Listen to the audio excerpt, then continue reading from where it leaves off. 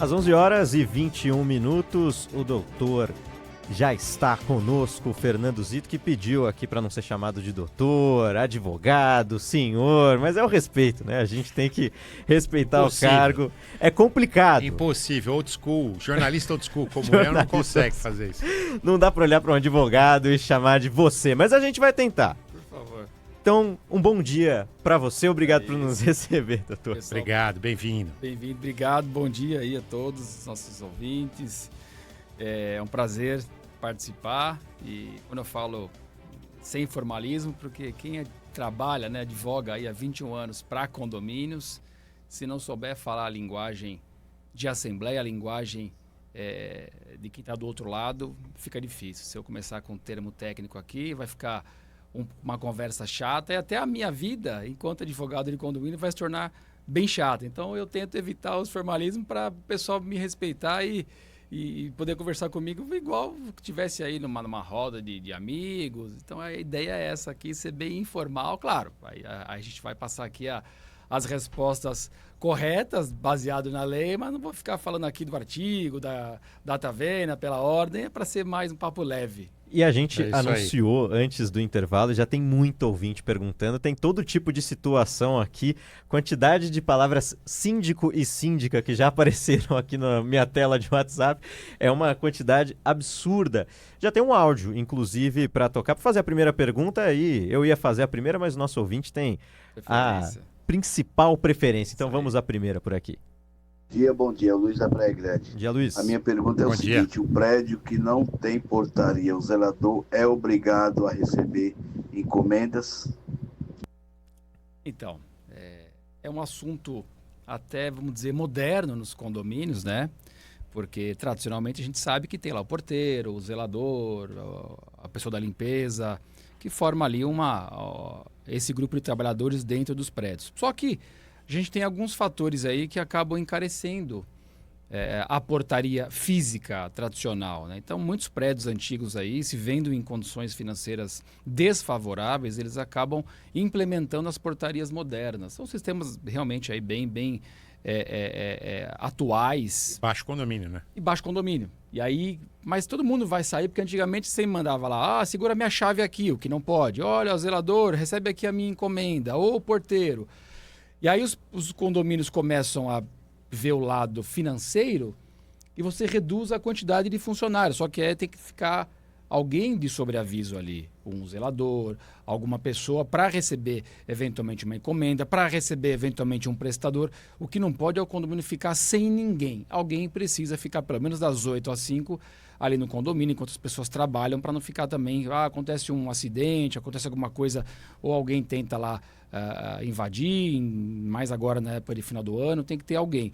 Não sei se essa figura pode ser o zelador ou pode ser alguém de manutenção, tudo vai depender do custo que aquele condomínio tem para fazer com esse profissional. Geralmente é o zelador que tem ali, está no front, que vai às vezes acompanhar as manutenções, que vai receber as encomendas, que vai ser o grande ali olhos do síndico enquanto a pessoa trabalha, ele não é obrigado a ficar o dia inteiro no condomínio. Só que é uma dúvida que muitos condomínios têm. Poxa, colocaram porteira virtual no meu condomínio, agora não fica ninguém lá. Então a pessoa se sente às vezes até com medo, né? Que antes tinha o porteiro, o zelador, e a partir de agora eu tenho uma porteira virtual, mas eu não tenho nenhuma figura. Então alguns condomínios eles permanecem ali com pelo menos um colaborador para fazer esse papel ali de acompanhar o dia a dia, né?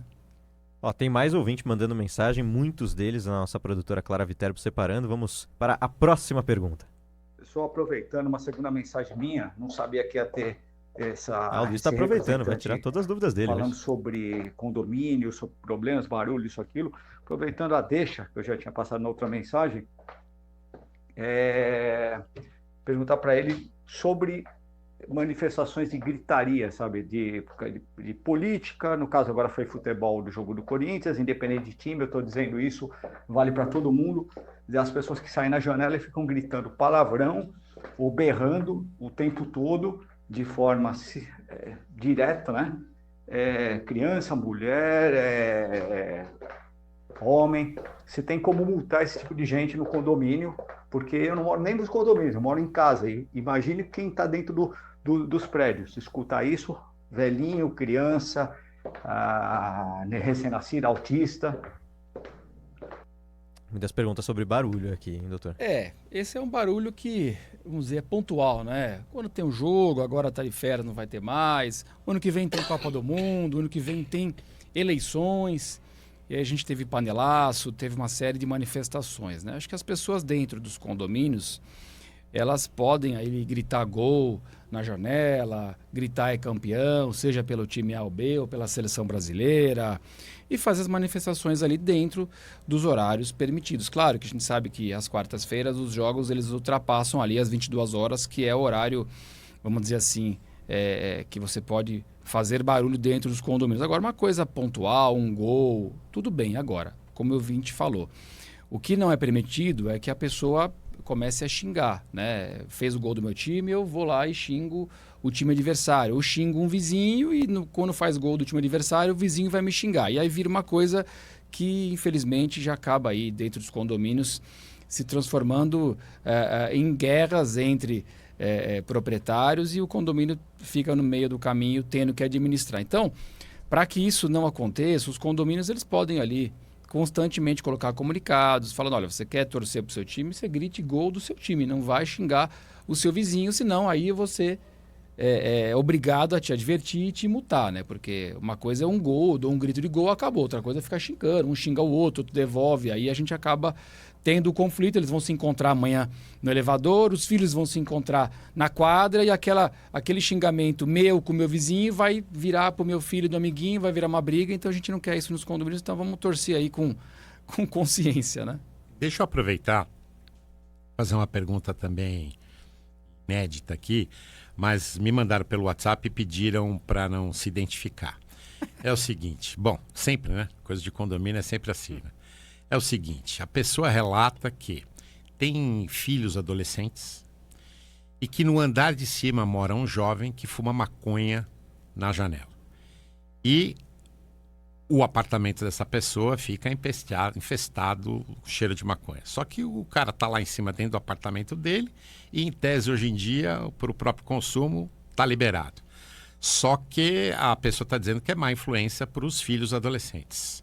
E aí? É isso mesmo. Além de ser má influência, você tocou num ponto interessante, né? Existe ali aquela limitação que eu posso consumir. Ok.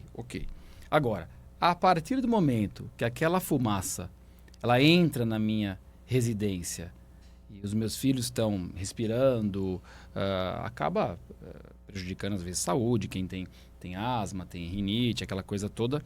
Fora o cheiro que você não quer sentir, Fora o cheiro. né? Exato. Mas aí já tá... A gente tem os S's dos condomínios, né? Saúde, sossego, segurança e salubridade. Então isso acaba sendo uma condição insalubre, que eu, enquanto morador de condomínio, não sou obrigado a conviver.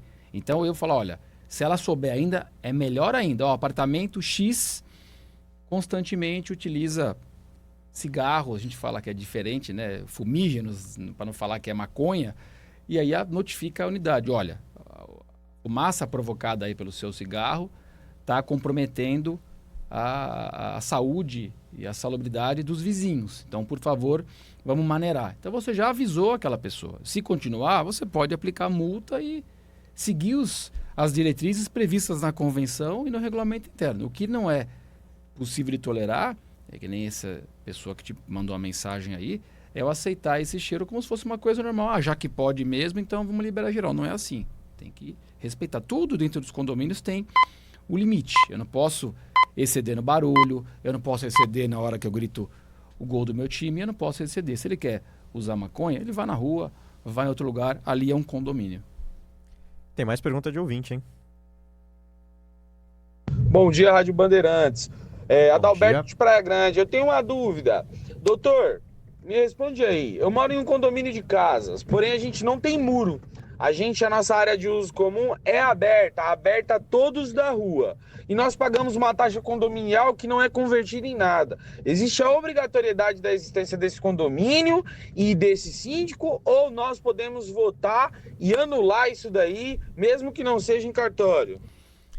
Que é um impeachment. É um impeachment. Na realidade, precisa entender documentalmente como foi constituído este condomínio, né? Tem todo um aparato legislativo por trás, né? Especificação de condomínio, vê na prefeitura, vê no cartório de imóveis, mas a questão dele é saber exatamente o que ele falou. Estou pagando um condomínio para quê? Você não tem um muro, você não tem nada, tem que ver se ele está tendo segurança, se ele tem ali algum tipo de câmara de segurança dando um conforto para ele. Se outras pessoas de fora também estão usando, o jeito que ele falou, parece que eu posso chegar lá na esquina, dar um mergulho e ir embora. Não é assim que funciona nos condomínios. Os condomínios são áreas privativas, né? Então tem que ver a concepção desse condomínio para poder responder com mais certeza, né? Vou fazer uma pergunta para o senhor sobre o cargo de síndico, cargo de síndico. Tem prédio em que as pessoas não querem mais ser síndico, né? Não querem mais essa confusão. Tem gente que adora, né? Quer disputar eleição, briga, faz discurso, campanha eleitoral. Opa. Mas eu, por exemplo, não quero nem passar perto de ser síndico no meu prédio. Como é que é isso? O que acontece quando não tem candidato a síndico? Então, é uma pergunta boa, né? Para eu poder falar um pouquinho, você falou cargo, né? Então, esse cargo aí... Existem discussões aí, até projetos de lei para que vire uma profissão, né? Eu tenho grandes aí amigos e parceiros de trabalho que são síndicos profissionais de empresas, ministram 100, 200 condomínios enquanto síndico profissional. Então, você imagina, o back-office deles aí é bem grande, né? Então, dentro dos condomínios, naturalmente, pela própria convenção e pelo Código Civil, tem que ter a figura do representante legal, que é o síndico. Ou anualmente ou bienalmente, você é eleito. Só que aí existem muitas responsabilidades para um síndico. Civil, trabalhista, previdenciária, tributária, mais de 50 responsabilidades.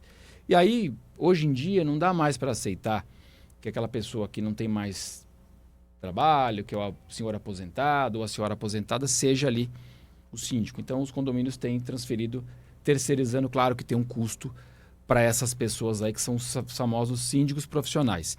E aí qual que é a diferença de um síndico profissional? Claro que ele não vai estar o dia inteiro lá, ele não vai ser uma pessoa CLT, ele vai ter um contrato de prestação de serviços, vai respeitar, claro, o prazo previsto na convenção, só que você vai poder exigir dele as obrigações de qualquer contrato que você vai firmar comigo, com o meu escritório de advocacia. Então eu quero que você cumpra as obrigações. Não que o síndico morador não cumpra, mas você vai ter um contrato, ele vai exigir que ele cumpra. Ele vai ter o interesse dele é administrar o condomínio. E aí qual que é importante? Qual que é a grande sacada?